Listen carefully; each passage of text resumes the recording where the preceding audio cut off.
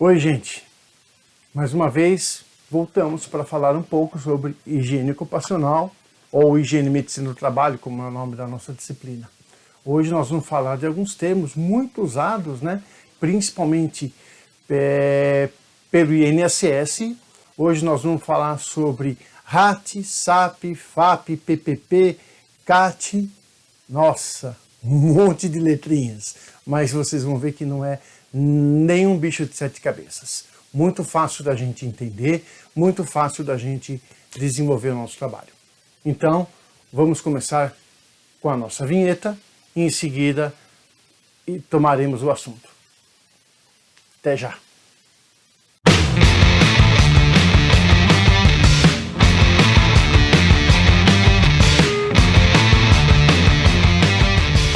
Bom, gente, retomando nossas aulas de higiene e medicina do trabalho, hoje nós vamos falar de um assunto que não envolve o Ministério do Trabalho, envolve diretamente o INSS. Tá? Nós vamos falar de algumas siglas utilizadas pelo INSS que envolvem diretamente o nosso trabalho também. Ok? Então, nós vamos falar de RAT, SAT, FAP, NTEP, PPP e CAT. Tudo isso faz parte da gestão do INSS, que é o assunto de hoje. Gestão do Ministério da Previdência Social, INSS, sobre esses assuntos, ok? Então vamos começar, tá?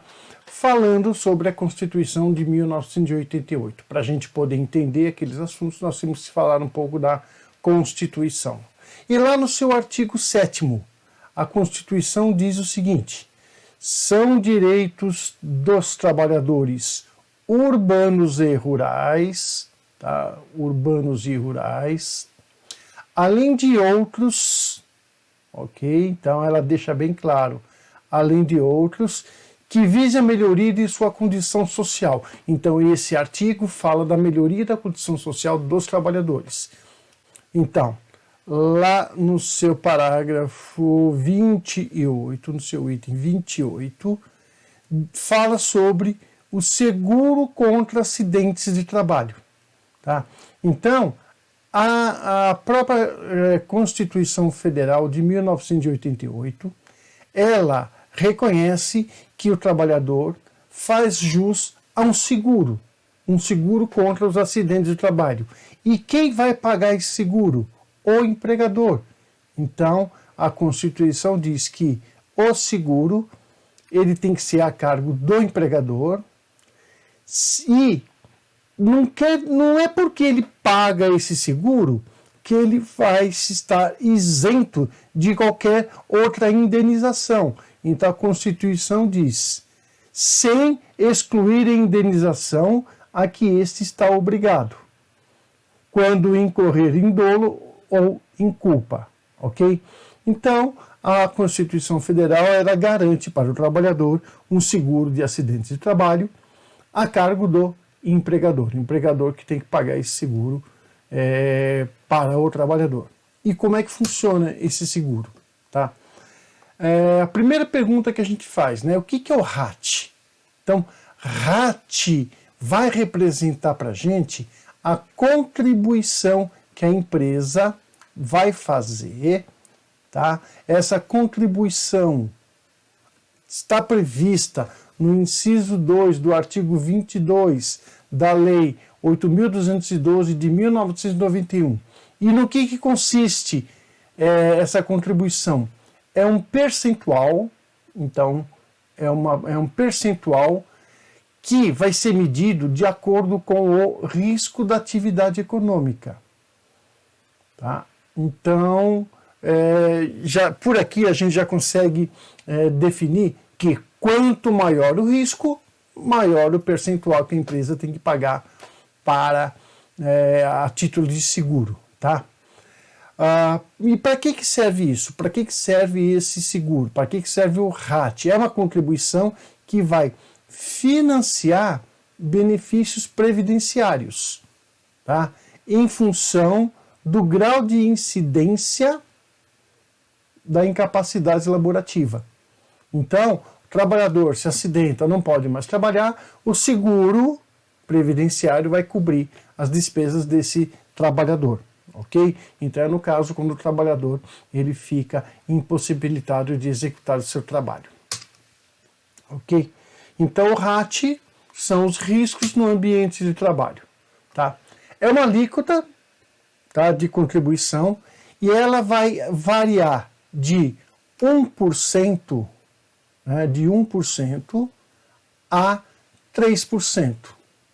Então, se a empresa é de risco mínimo, ela vai pagar 1%.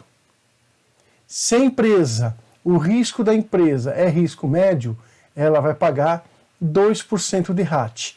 E se o risco dela é grave, se ela tem um risco grave, né, ela paga 3%. Tá? 3% sobre o quê? Sobre o total da folha de pagamento. Então, a legislação diz total da remuneração paga, devida ou creditada a qualquer título. Então, paga um prêmio para os trabalhadores, vai incidir também sobre esse valor pago. Tá? Isso mensal, ok? Isso é mensal. Tá? Então, resumindo, é uma alíquota que varia de 1% para atividade de risco mínimo, 2% para atividade de risco médio, 3% para atividade de risco grave, e essa porcentagem em cima da remuneração paga do mês, tá, aos segurados, aos empregados ou aos trabalhadores avulsos. Ou seja, teve folha de pagamento, vai pagar o RAT. Tá? Havendo exposição do trabalhador a agentes nocivos que permita a concessão de aposentadoria especial, há acréscimo das alíquotas na forma da legislação em vigor. Então, se tem exposição do trabalhador a agentes nocivos, né, e esses agentes vão permitir a concessão de aposentadoria especial, existe um acréscimo nessas alíquotas. Nós vamos ver lá na frente. Tá? Bom, falamos o que é o RAT, agora vamos falar o que é o SAT. O que é o SAT? Seguro acidente de trabalho. Ok? Então, o RAT, tá? O que é o RAT que nós vimos lá atrás? Tá? Vamos voltar. O que é o RAT? O RAT é a quantia em dinheiro que a empresa vai pagar para o INSS a título de seguro. E o SAT é o percentual. Tá? Então, são aqueles 1, 2 ou 3% sobre a folha de pagamento que a empresa vai pagar de acordo com o grau de risco. Então, o que é o SAT? Tá? O SAT é o seguro acidente de trabalho. E como que nós vamos calcular o seguro acidente de trabalho? Utilizando o fato gerador. E o que é o fato gerador? Aquilo que gerou, por exemplo, uma remuneração. O fato da empresa pagar um salário vai gerar é um fato gerador. E o fato gerador, então, nós vamos utilizar como base de cálculo. Nós vamos utilizar o fato gerador como base de cálculo e, através dele, nós teremos as alíquotas. Tá? Então, aqui, repetindo mais uma vez, né, 1% para a empresa cujo risco é considerado leve, 2% para as empresas cujo risco é considerado médio e 3% para empresas cujo risco é considerado grave. Tá? Então, um esqueminha aqui, nós precisamos ter, para calcular o SAT, um fato gerador. Então, nós temos que ter um fato gerador. O que é o fato gerador? Tá? Pagar ou creditar remuneração. Então, o fato da empresa pagar uma remuneração é o fato gerador. Com o fato gerador, nós vamos utilizar a base de cálculo. Essa base de cálculo vai determinar para a gente quanto que a empresa vai pagar para o INSS através da alíquota, que ela pode ser de 1, 2 ou 3%, mas em alguns casos ela pode ser majorada para 6, 9 ou 12%. Então, como que nós vamos determinar o grau de risco das empresas? Para a gente poder determinar o grau de risco das empresas e descobrir o SAT, nós precisamos da Lei 8.212 de 1991, lá no seu artigo 22, diz que a atividade econômica preponderante da empresa e os respectivos riscos de acidente de trabalho, tá, estão previstos na tabela do anexo 5. Então essa tabela aqui é uma pequena parte dela, onde mostra as atividades econômicas através da Classificação Nacional de Atividades, o CNAE, e a alíquota respectiva. Então, nós vamos relacionar o CNAE à atividade da empresa através de sua descrição e achar a alíquota. Então, como que é dividido o CNAE? O CNAE, ele é dividido em seções. Então eu peguei como exemplo a seção C, que vai falar da indústria da transformação. A seção tem divisões, então a divisão 24, ela fala de metalurgia. Dentro da divisão nós temos os grupos, o grupo 242 é siderurgia, e dentro do grupo nós temos as classes. Então a classe 242, 2-9, vai falar das indústrias de produção de laminados de aço. E nós temos também a subclasse, né? Então o exemplo que eu peguei é a subclasse /02, que são produção de laminados planos de aços especiais. Então como que nós vamos ler isso na tabela? Então a primeira coisa que eu vou fazer, eu vou pegar o CNAE da empresa. Então, eu vou pegar o CNAE 24-22-9/02, vou procurar na tabela, lá na tabela achei 24-22-902, produção de aços especiais, que vai me trazer aqui embaixo, né, vai me trazer o grau de risco, a alíquota, né, desculpa, a alíquota 2. Isso aqui não é grau de risco, isso é a alíquota de SAT que a empresa vai pagar. Então, essa empresa de aços especiais, a alíquota dela de SAT é 2. Tá?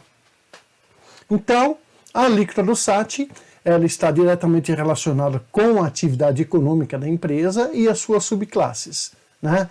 Então, eu tenho um exemplo aqui. Do lado esquerdo, aqui nesse círculo, eu tenho vários exemplos, né, várias empresas de vestuário, peças de vestuário. As empresas de peças de vestuário, o SAT delas é 2.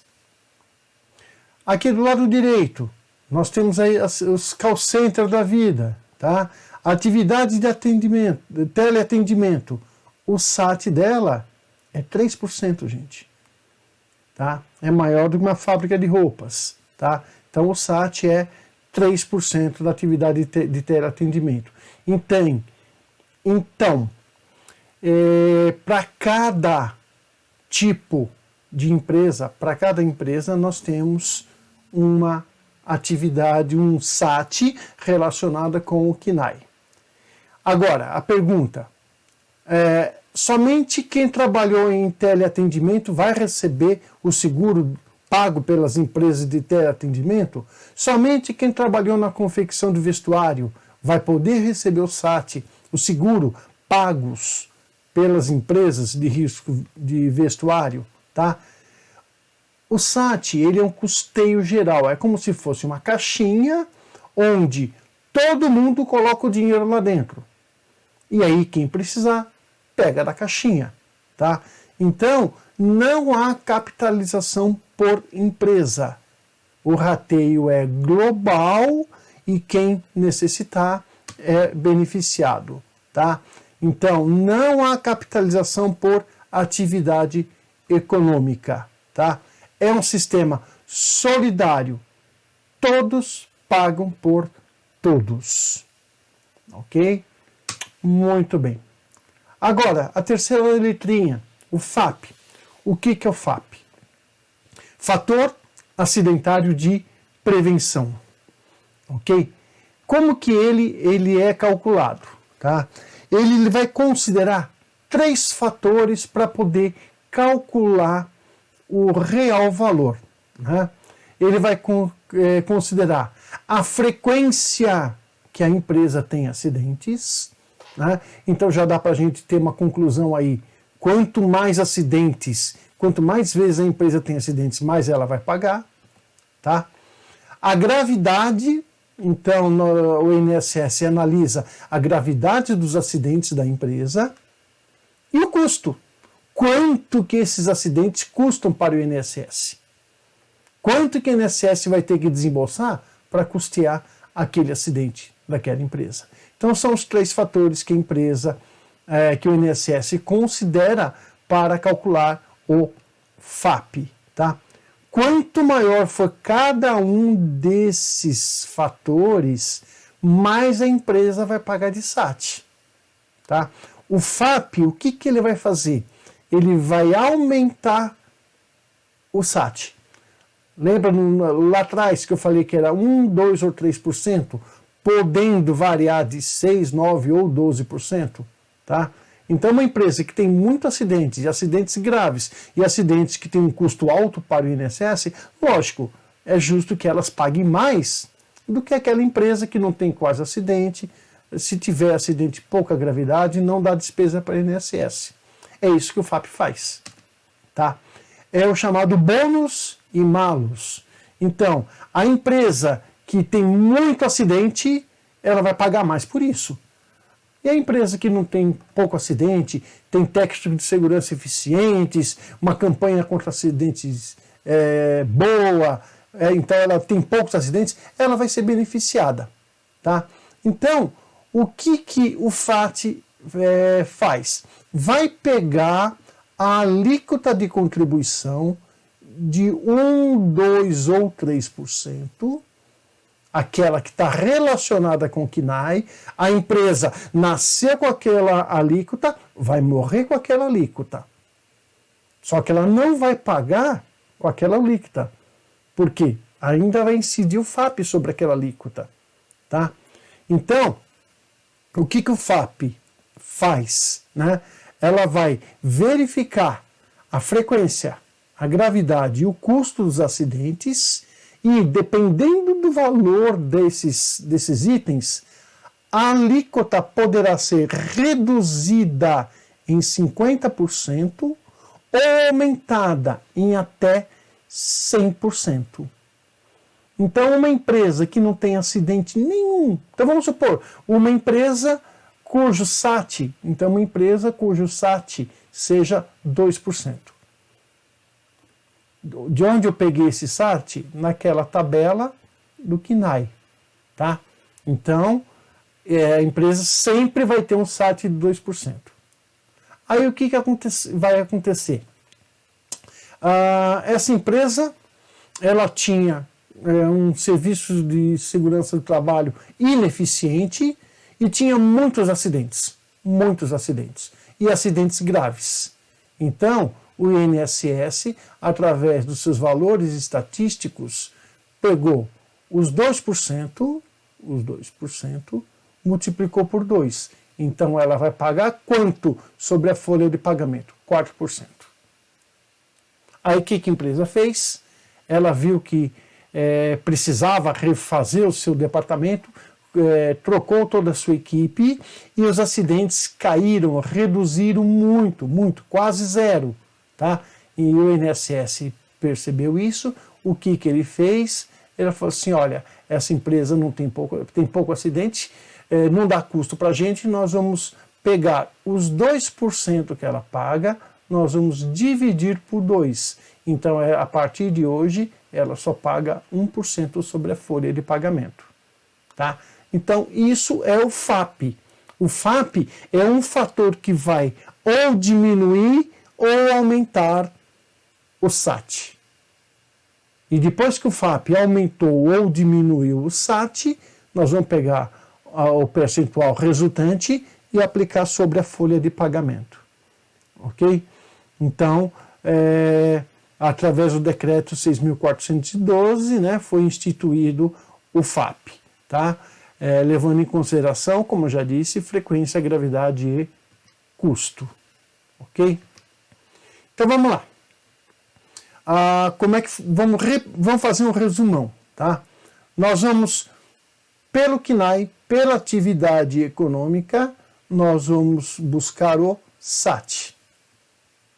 O SAT, ele vai ser uma porcentagem sobre a remuneração paga, sobre a folha de pagamento, ok?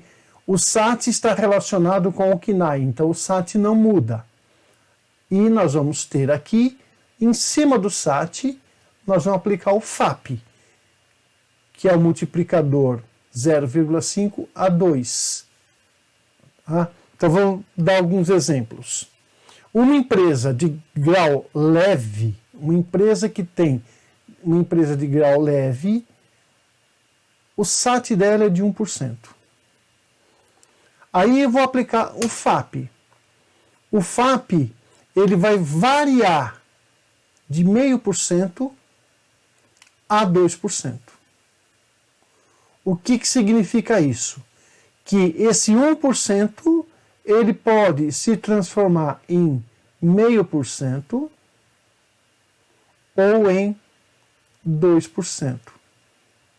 Ou em 0,75, 0,8, 1, 1,5%, né? Vai depender do número que o INSS determinar para o FAP dessa empresa. Ok? No caso de baixo, uma empresa, né, de grau médio, risco 2.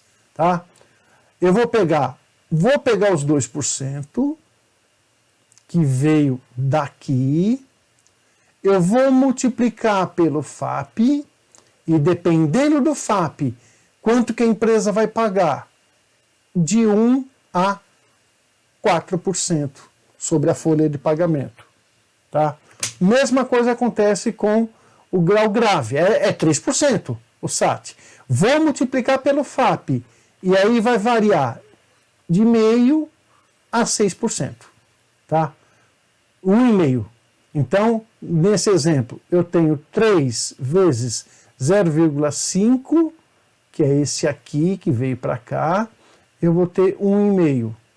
Ou eu vou ter 3 vezes 2, eu vou ter 6%. Ok? Então, o FAP é um multiplicador que pode ou beneficiar a empresa, ou ela pode punir a empresa. A empresa que tem poucos acidentes, ela é beneficiada com um belo desconto, que pode variar de 0 a 50%. Ou ela pode ser punida, tá? Com um acréscimo no SAT, que pode variar de 0 até 100%. Ok? Muito bem. A tributação, gente, ela é coletiva. Tá? Então, não é empresa A, empresa B, empresa C, que cada uma vai pagar diferente. Não. Se todas tiverem o mesmo CNAE, todas vão pagar o mesmo, tem a mesma alíquota.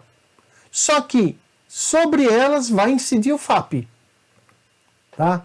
E aí eu terei a contribuição individual. Ok? Então, vou dar um exemplo aqui para vocês. Nós temos aqui confecção de peças de vestuário, exceto roupas íntimas, de risco médio, 2%. Então eu tenho aqui 6 empresas que fabricam a mesma coisa. Elas fabricam peças de vestuário. Peguei o CNAE delas, que é o mesmo, fui lá na tabela e determinei que o SAT dela é 2%. Agora, todas vão pagar o mesmo valor? Não. Tá? Por que elas vão pagar valores diferentes? Porque umas tiveram mais acidentes, outra menos acidentes durante o ano, né? Então vai incidir sobre esses 2% o FAP. Então, essa primeira empresa aqui, né, ela teve um pouquinho de acidente. Então os 2% original dela foi multiplicado por um FAP de 1,17, então ela vai pagar 2,34 sobre a folha de pagamento. Não vai pagar mais 2, vai pagar 2,34. A segunda empresa, ela teve um pouquinho mais de acidente. Olha o FAP como aumentou, 1,94. Né? Com isso, os 2% dela passou para 3,88 sobre a folha de pagamento. A terceira empresa, ela ficou equilibrada entre acidentes. Né? Então, o FAP dela foi 1. O fator 1. Então, dos 2, ela vai continuar pagando 2. A quarta empresa, essa empresa aí, acho que tinha um técnico de segurança de trabalho formado pela nossa escola. Tá? O número de acidentes, olha, o FAP reduziu. Então, ao invés de 2%, ela vai pagar 1,18%. Já esta daqui, gente, olha, teve muito acidente, teve até morte. Tá? Então, o SAT dela dobrou. Então, a empresa vai pagar 4% sobre a folha de pagamento. Tá? E essa daqui, então, gente, olha, essa daqui de 2%, o FAP foi meio, ela vai pagar só 1% da folha de pagamento. Então, deu para ver, gente, que todos pagam o seguro. Mesmo aquela empresa que não tem acidentes. Tá? Esse último caso aqui é uma empresa que não tem acidente nenhum. Ela vai pagar o quê? 1% da folha de pagamento dela. Todo mês ela vai pagar 1% da folha de pagamento dela. Ok? Isso durante um ano. No ano seguinte, é refeito todo o cálculo. O INSS calcula tudo de novo. E vai determinar novos FAPs para as empresas. E baseado em que o INSS determina o FAP? Através das CATs, que é a comunicação de acidentes de trabalho. Então, quanto mais CATs forem emitidas, tá, a probabilidade do FAP aumentar é grande. Lembrem-se, frequência, gravidade e custo para o INSS. São os 3 fatores que o INSS utiliza para determinar o valor do FAP. Ok? Então, continuando. Então, isso, tá, é o que o INSS faz para poder calcular. Ok? Qual seria a solução para reduzir esse valor? É você reduzir o FAP. E como é que a gente reduz o FAP? Teve um aluno que me falou assim, não emitindo o CAT. Gente, não é por aí. Tá? A nossa obrigação é emitir a CAT, fazer a comunicação de acidentes de trabalho. A solução é você reduzir os acidentes na sua empresa.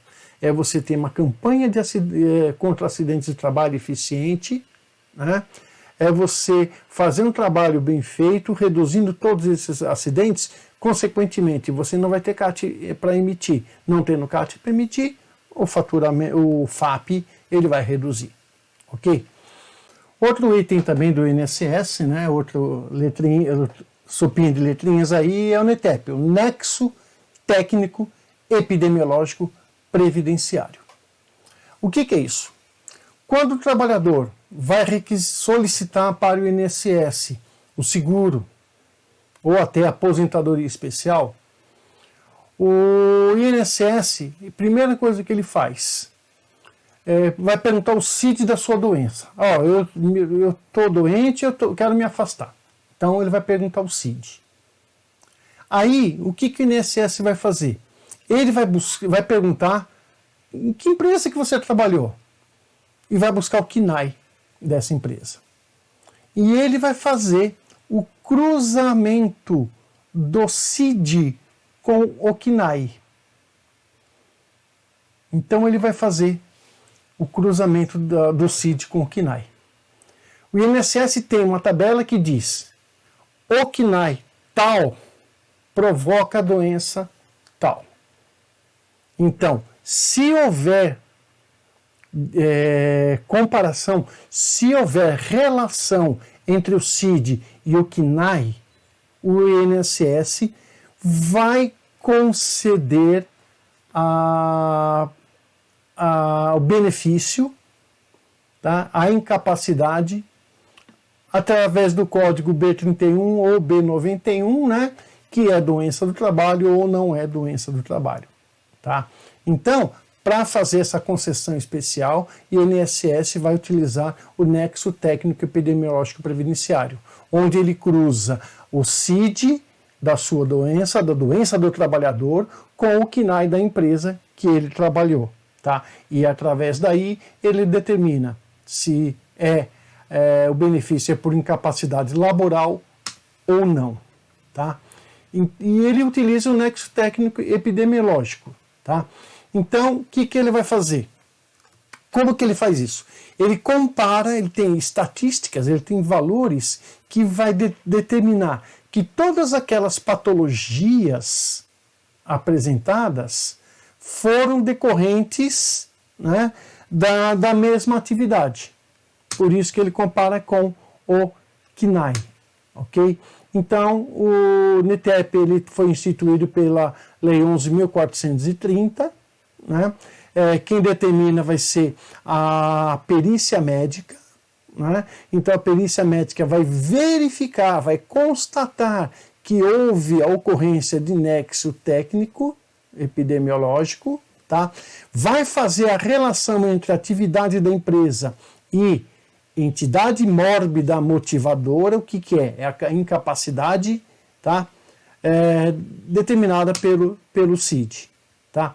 Então, antes da Lei 11.430, né, o empregado que deveria provar que ele ficou doente por conta do trabalho. A partir da Lei 11.430, né, a própria lei relaciona a doença, né, classificada pelo CID com o CNAE da empresa. Então não tem como a empresa falar que não, essa pessoa não ficou doente na minha empresa. O CNAE dela diz que sim. Tá? É isso que o INSS utiliza. Tá? Então como que o INSS verifica? Primeiro, pergunta, qual a entidade mórbida motivadora? Tá? É doença profissional ou é doença do trabalho? A entidade mórbida motivadora consta do CID? Então a doença tem que constar do CID para poder fazer isso daí. Verificou o CID, o INSS vai lá buscar o CNAE da empresa. Qual é o CNAE da empresa? Tá? Qual a análise da atividade da empresa? Eles ainda fazem uma análise da atividade da empresa. Existe associação entre a atividade da empresa através do CNAE e a entidade mórbida da incapacidade através do CID? Existe essa associação? Se essa associação existir, sim, existe nexo técnico epidemiológico. Se não existir associação, não existe nexo técnico epidemiológico. Então, o nexo técnico epidemiológico é quando você faz a comparação do CID com o CNAE da empresa e existe uma ligação entre as duas. Ok? Só desse jeito que a gente verifica o nexo técnico? Não, não é só desse jeito. Tá? Então, primeira forma, relacionar o CNAE com o CID. Segundo, constatação de que o agravo decorre de agente etiológico ou fator de natureza ocupacional, tá? Presentes nas atividades cujo segurado tenha sido exposto, ainda que parcial ou indiretamente. Ou seja, nós fazemos a análise da atividade, verificamos a exposição do trabalhador ao agente, tá? Mesmo que seja parcial, mesmo que seja indireto, tá? Se houver essa constatação, nós podemos configurar como nexo técnico epidemiológico.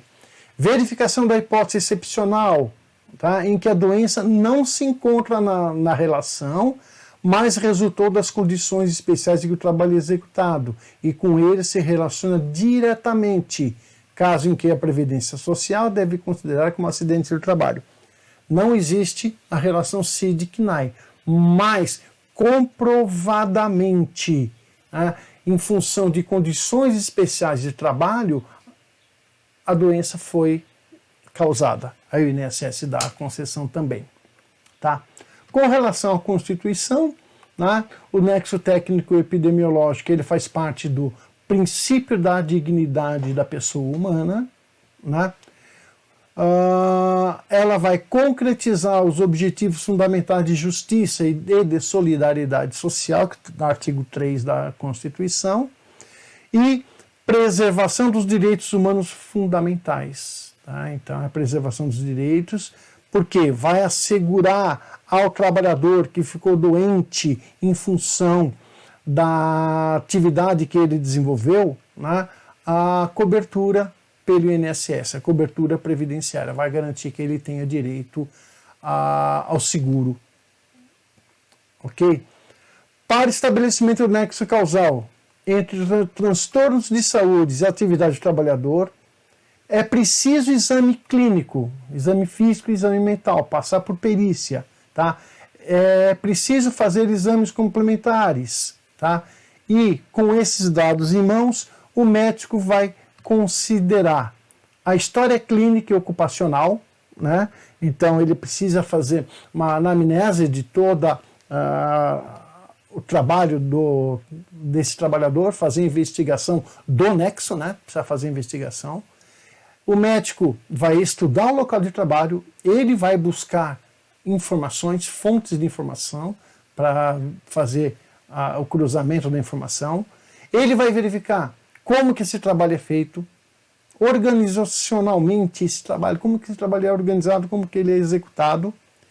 Dados epidemiológicos, vai pegar estatísticas da empresa com relação aos eventuais trabalhadores que tiveram problemas no passado. Tá? Então, ele vai buscar histórico. Tá? Vai consultar literatura de preferência atualizada, né? Vai verificar a ocorrência de quadros, né, ou que o trabalhador está exposto às condições agressivas, e identificar riscos físicos, químicos, biológicos, ergonômicos, né, estressantes, mecânicos, entre outros. Tá? Vai buscar depoimento e experiência de outros trabalhadores, então utiliza paradigmas. Tá? Conhecimento e prática de outras disciplinas de seus profissionais, sejam ou não da área de saúde. Né? Então ele vai procurar engenheiros, operadores, e vai buscar saber como que é aquela prática profissional. Okay? E para que serve então o NTEP? É para caracterizar a doença do trabalho.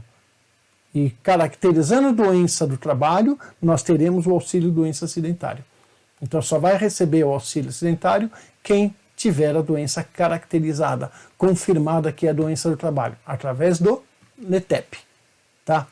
Vai combater a subnotificação de doenças, tá? Então evita com que doenças ocupacionais sejam escondidas, né? Vai possibilitar um diagnóstico mais apurado da situação da segurança do trabalho no país. Ok? Então, o nexo técnico-epidemiológico, ele serve para esses 3 itens aqui. Ok? Pelo decreto 6042, nós temos o SAT. O que é o SAT? SAT é uma alíquota de seguro acidente de trabalho. Ok? É uma alíquota. Tá? É de 1 até 3% da folha de pagamento. O que está relacionado com o CNAE, a empresa sempre vai ter essa alíquota. O que é o nexo técnico epidemiológico através do mesmo decreto? Relação entre o CID e o CNAE da empresa que gerou aquela doença. Tá? Não tem uma aplicação efetiva, né? É mais para caracterizar ou não o acidente de trabalho. E o que é o FAP? Fator multiplicador, que vai ser variável, sendo aplicado sobre a SAT. E o que vai determinar esse multiplicador? A frequência, a gravidade e o custo dos acidentes de trabalho. tá? E ele varia de 0,5 a 2, esse multiplicador. Ok? Algumas definições para a gente relembrar. Acidente de trabalho típico. O que é acidente de trabalho típico? É aquele que ocorre pelo exercício do trabalho a serviço da empresa ou pelo exercício do trabalho nos segurados especiais, provocando lesão corporal ou perturbação funcional que cause morte ou perda ou redução permanente ou temporária da capacidade para o trabalho. Essa definição está no artigo 19 da Lei 8.213 de 91. Ou seja, acidente típico é aquele que acontece dentro do trabalho, em função do trabalho. Tá? Outra definição, o artigo 20 da mesma lei diz que doença profissional, né, é aquela produzida ou desencadeada pelo exercício do trabalho peculiar a determinada atividade e constante da respectiva relação elaborada pelo Ministério do Trabalho e Previdência Social. Tá? Então a doença do trabalho é aquela que surgiu, aquela que apareceu, aquela que foi decorrente do trabalho. Tá? Doença do trabalho é assim entendida, adquirida ou desencadeada em função de condições especiais em que o trabalho é realizado. Ok? A legislação vai equiparar as doenças do trabalho com o acidente de trabalho. Então, quando eu falo de doença do trabalho, a legislação ela enxerga como se fosse um acidente de trabalho também. Ok? Enquanto as doenças profissionais são decorrentes do trabalho peculiar exercido, as doenças do trabalho decorrem de condições especiais de trabalho desempenhado. Tá? Então, as condições de trabalho, né, que vão determinar. Então, nós temos que, para evitar as doenças do trabalho, verificar em que condições esses trabalhos são feitos. Então, o que não são doenças do trabalho, o que não é caracterizado como doenças do trabalho? Doença degenerativa, né? Aquela doença que que ela surge não em decorrência de uma atividade, né? Mas ela vai degenerando o corpo, a saúde do trabalhador. Tá? A inerente a grupo etário, aquelas doenças que surgem com a idade. Tá? Então, doenças da idade não são acidentes, não são doenças do trabalho. A que não produza incapacidade laborativa. Então, uma doença que não afaste você do trabalho, não te deixa inválido para o trabalho ou incapacitado para o trabalho, ela não é doença do trabalho. Aqui está no exemplo, diabetes, né? Diabetes não vai incapacitar ninguém para o trabalho. Tá? Doença endêmica adquirida pelo segurado habitante de região em que ela se desenvolva, salvo comprovação de que é resultante de exposição ao contato direto determinado pela natureza do trabalho.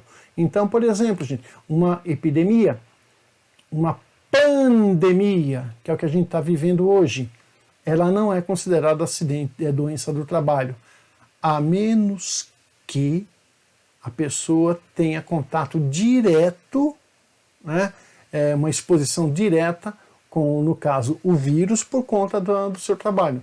É o caso dos médicos e dos enfermeiros. Ok? Bom, acidente de trabalho com causa é quando o acidente ou a doença do trabalho não são as únicas causas para incapacidade ou morte do segurado, mas atribuíram diretamente para isso. Tá? O acidente ligado ao trabalho que, embora não tenha sido causa única, haja contribuído diretamente para a morte do segurado, para a redução ou perda de sua capacidade para trabalho, ou produzindo lesão que exige atenção médica para a sua recuperação. Ok? Isso é chamado, então, acidente de trabalho com causa. Tá? Então, por exemplo, o camarada ele é fumante. Aí ele trabalha no local onde há geração de pó. Então, ele já vem com um problema, né, um problema respiratório, e aí ele trabalha num local que vai agravar esse problema respiratório. Tá? Isso aí o INSS costuma analisar bem profundamente, tá? Às vezes eles não caracteriza como acidente, doença do trabalho. Mas, como a atividade exercida relaciona o CID com o CNAE, tá? Uma boa parte das vezes ela concede o benefício. Tá? Então, o que é um acidente de trabalho e causalidade indireta? O segurado sofre lesão que se relaciona com sua atividade laboral. Então, ele sofre uma lesão e essa lesão está relacionada com a atividade laboral dele, então é caracterizada como acidente de trabalho. O acidente sofrido pelo segurado no local e no horário de trabalho, em consequência de ato de agressão, sabotagem ou terrorismo praticado por terceiro ou companheiro de trabalho. O camarada está trabalhando. De repente, um colega vem e agride esse trabalhador. Isso é considerado acidente de trabalho. Ofensa física intencional, inclusive de terceiro, por motivo de disputa relacionada ao trabalho. Né? Reforço o que nós falamos lá em cima, né? O item A incluiu parte de sabotagem ou terrorismo, que às vezes eu falei em colega, mas pode ser por qualquer outra pessoa, né?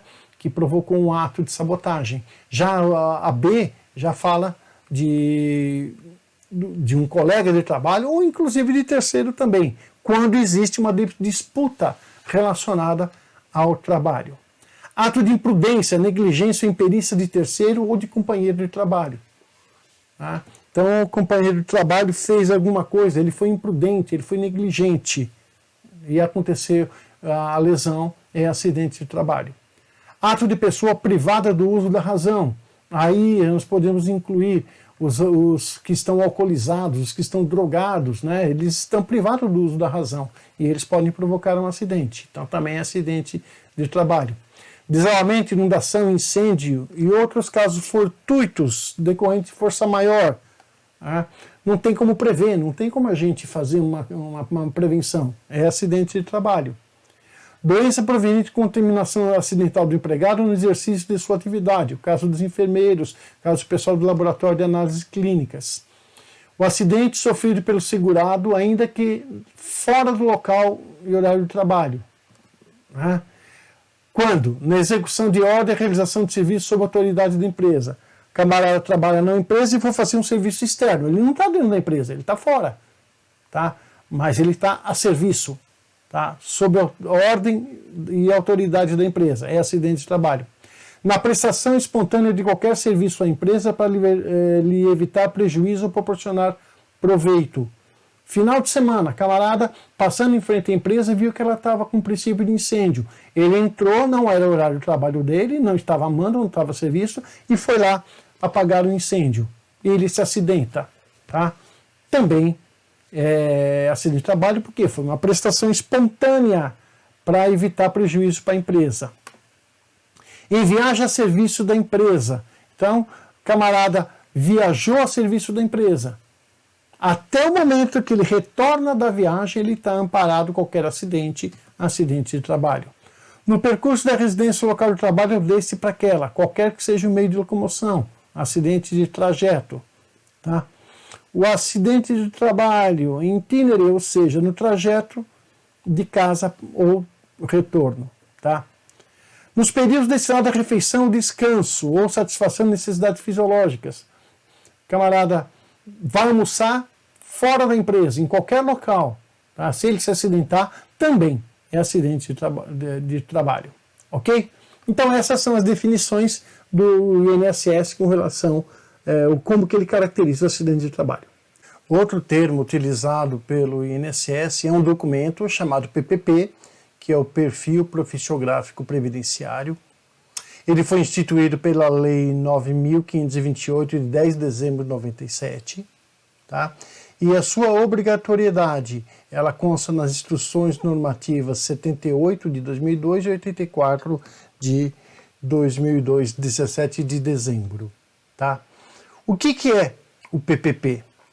O PPP é um documento que ele é elaborado pela empresa, então a empresa que deve emitir esse documento.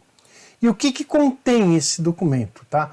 Todo o histórico laboral individual por empregado, ou seja, cada empregado tem o seu PPP e dentro desse PPP está toda a história laboral desse trabalhador, tá? Todos os setores que ele trabalhou, todos os riscos que tinha esse setor, quem era responsável por gerir esses riscos, tá? E para que serve? Ele serve para prestar informação ao INSS relativa à exposição dos agentes nocivos que o trabalhador esteve exposto, tá? Então ele oferece informações administrativas, né? Então lá tem número dos documentos, endereço, né? Informações previdenciárias, se teve CAT aberto, se não teve, por exemplo, informações técnicas, avaliação dos agentes nocivos e quem cuidou, né? E também tinha informações tributárias, ok? O objetivo dele, agilizar e monitorar concessão de aposentadoria especial. Então aquela aposentadoria, né, de 10, 20, 25 anos de aposentadoria para trabalhadores que desempenharam sua função em ambiente prejudicial à saúde. Então o objetivo do PPP é mostrar, trazer para o INSS informações que o permitam conceder aposentadoria especial aos trabalhadores. Tá? Ele substitui o DIRBEM, né? Um outro documento anterior ao PPP, né? E segundo a Previdência Social, os documentos que eram apresentados, né, eles não propiciavam para o INSS condições de fazer uma análise para a concessão de aposentadoria especial. Tá? Os laudos técnicos trazidos não tinham um padrão específico e às vezes faltava informação, faltavam dados. Então, essas informações adicionais eram solicitadas e isso atrasava bastante a concessão dessas aposentadorias. Então, o PPP veio a eliminar todos esses problemas. Ok? Ele tem como base o LTCAT, o PPRA, tá? Ou o PGR, né? E também o PCMSO, que são os documentos, né, que trazem as condições ambientais. Né? Quem assina? O representante legal da empresa. Tá? Então, quem assina pela empresa é o responsável por assinar o PPP. Não é o técnico, não é o engenheiro, não é o médico. É quem é o responsável legal pela empresa. Tá? Normalmente é uma pessoa que tem, se for uma empresa grande, né, é uma pessoa que tem uma procuração para isso. Ou então o diretor, né, o presidente. Nele é indicado o nome do médico do trabalho e do engenheiro de segurança do trabalho de cada época trabalhada pelo trabalhador. Ou seja, nele tem a indicação quem era o responsável pelo controle médico, saúde ocupacional e pela segurança do trabalho, né, dos trabalhadores e monitoramento dos agentes nocivos. Tá? Ele tem que ficar no estabelecimento onde o trabalhador trabalha, tá?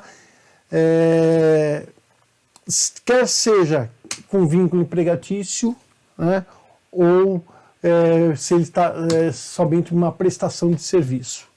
Ele pode ser produzido no papel ou de forma eletrônica. Né? Só que aí muda a periodicidade de emissão. Tá? Quando o documento ele é feito da forma eletrônica, a periodicidade dele é anual. Né? Geralmente, quando que eles são apresentados? Na mesma época do desenvolvimento do PPRA, PGR, PCMAT e PCMSO. Tá? Geralmente é a mesma data. Tá? Então, anualmente ele precisa ser revisto. Tá? Quando teve uma mudança de layout na empresa, né, com alterações nas exposições, então houve uma alteração de layout, houve uma modificação na exposição do agente nocivo, né, mesmo que não altere os códigos GFIP e CFIP, né, é preciso refazer o documento quando emitido de forma eletrônica. Agora, quando ele é emitido em papel, né, quando que ele é feito? No encerramento do contrato de trabalho. Ele não precisa ser feito durante o período que o trabalhador estava lá. Ele pode ser feito quando ele pede demissão. Então, um dos documentos que a empresa tem que dar quando dá demissão do trabalhador é o PPP. Tá? Então, por encerramento do contrato de trabalho, ele vai ser emitido em duas vias. Uma fica para o empregado, a outra fica na empresa. E essa via que fica na empresa, ela precisa ter um recibo de entrega. Ou seja, o empregado ele assina a via que fica na empresa, declarando que ele recebeu a via dele. Ok? E a via que fica para o empregado, ele vai entregar para fins de requerimento dos benefícios, né? Por incapacidade, quando for solicitada pela perícia médica do INSS. Ok? Também ele é utilizado para reconhecimento dos períodos que o trabalhador desempenhou suas atividades em condições especiais para fins de aposentadoria especial. Okay? Obrigatoriedade, a partir de 1º de julho de 2003. Todas as empresas, inclusive cooperativas, com empregados expostos a agentes nocivos, prejudiciais à saúde, estão obrigados. Então, se na minha empresa eu tenho exposição a agentes nocivos, a minha empresa é obrigada a elaborar o PPP para cada um de seus empregados. Agora, empresas que não possuem empregados expostos, não é obrigatório, é recomendado. Né? Então, por exemplo, call center. Call center não tem agente nocivo. Então, nesse caso, ele é recomendado a sua elaboração. Ok? Empresas que não cumprirem essa obrigação estarão sujeitas a multas de, no mínimo, R$ 8.278,51. Esse valor é o INSS que vai determinar. Okay? E esse é o documento, esse é o PPP. Tá? Então, a primeira seção aqui, nós temos dados administrativos, né? Onde eu vou ter informações da empresa, né? O CNAE dela vem aqui, né? O nome do trabalhador, então aqui vem o NIT ou o PIS dele, data de admissão, número de carteira profissional, sexo, CAT registrada, se ele teve CAT registrada, data do registro, número da CAT. E aqui, lotação e atribuição. Quanto que ele trabalhou? Se ele fez uma única função, ficou num único local, eu só vou preencher a primeira linha. Mas vamos supor que o camarada ele foi contratado em 2005 e ficou até 2006 no setor, foi promovido aí em 2006 até 2009, ele estava em outro setor, depois ele passou para outro setor de 2009 a 2011. Né? Pode ser em outra empresa, ou no mesmo CNPJ, ou CNPJ diferentes da mesma empresa. Aqui, vou colocar o setor que ele trabalhou, o cargo que ele desempenhou, qual a função dele, o CBO, Código Brasileiro de Ocupação dele, e o código GFIP. Tá? Proficiografia, né? Esses períodos todos a gente repete aqui embaixo e aqui a gente descreve a atividade. Normalmente é descrição constante do PPRA, do PGR, do LTCAT. É a mesma descrição. Tá? A seção de registros ambientais, exposição a fatores de risco. Nós repetimos os períodos, tá? Aqui o tipo de risco que ele estava exposto, qual o fator de risco, a intensidade ou concentração. Então, se for ruído, aqui ele coloca, por exemplo, quantos decibéis ele estava exposto. Tá? A técnica utilizada para avaliação, se o EPI era eficaz ou não, tá? O EPC, desculpa, e aqui o EPI, tá? Se era eficaz ou não, e o CA do EPI, ok? Algumas orientações, né? Algumas perguntas, né? Então aqui você responde se sim ou se não, e na página seguinte, repete-se o período. Quem foi responsável pelos registros ambientais? Tá? O responsável é o engenheiro. Então, aqui, ou o técnico de segurança. Né? Então, se for o técnico de segurança, aqui vai o número do PIS dele, o número do NIT. Se for o engenheiro, vai o NIT e também, no caso, o CREA. E aqui o nome do trabalhador. Agora, um detalhe. Vamos supor que o primeiro período que eu coloquei, vamos só voltar para ver, foi de 05 a 06, depois de 06 a, voltando lá, a 09. Esse foi o período que o camarada trabalhou. Só que, neste período, nós tivemos 3 engenheiros trabalhando. Então, de 06 a 07 foi um engenheiro, de 07 a 08 foi outro, de 08 a 09 foi outro engenheiro. Então, as datas que vão aqui são as datas entre o primeiro dia dele e o último dia, né? E nesse período, todas as datas relativas ao trabalho do responsável pelo registro ambiental. Tá? Aqui, a mesma coisa para o médico do trabalho. Aqui, ó, mesma coisa para o médico do trabalho. O NIT, registro de classe e o nome do trabalhador. Tá? E nessa de cima, a gente vai colocar os exames médicos e clínicos, né? O tipo de exame, a data que foi feito, natureza, se foi normal, se teve alteração, se teve agravamento, ok? E essas linhas, qualquer uma dessas linhas aqui, você pode ir acrescentando. Né? Aqui tem 1, 2, 3, 4 linhas, pode ser que não seja suficiente, então a gente pode colocar mais linhas aí, ok? A data da emissão do PPP, o nome do responsável pela empresa e assinatura, o NIT dele e o carimbo. Então esse é o PPP, o documento que a empresa tem que fornecer ao trabalhador quando ele se desliga e ele vai apresentar para o INSS quando for requerer a sua aposentadoria especial. Ok? Está aqui a fotografia dele, né? A cara dele é essa daqui, tá?